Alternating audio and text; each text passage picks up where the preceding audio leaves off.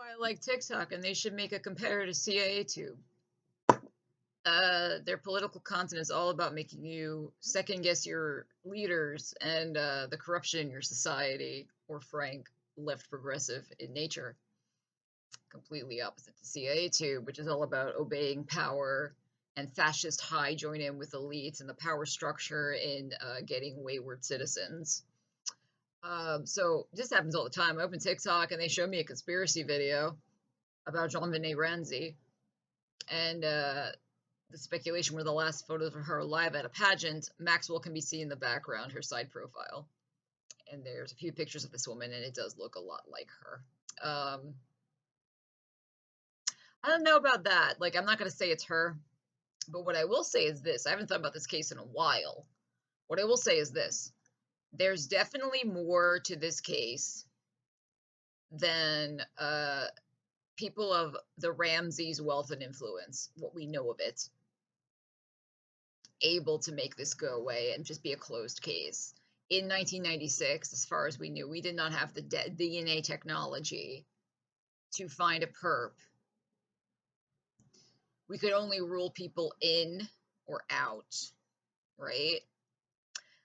Today, with the technology we have, if they have your DNA, they will find you, right?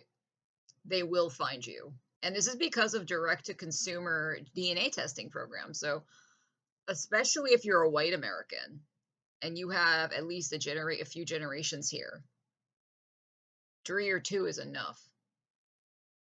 Your cousins will rat you out. They can take your DNA, get a help from like the 23andMe like services, genealogy.com, etc., and then look for who's a match. And they'll go to people with the biggest percent of DNA in common, and they'll basically get them involved in a criminal case and say, we're looking for a child rapist.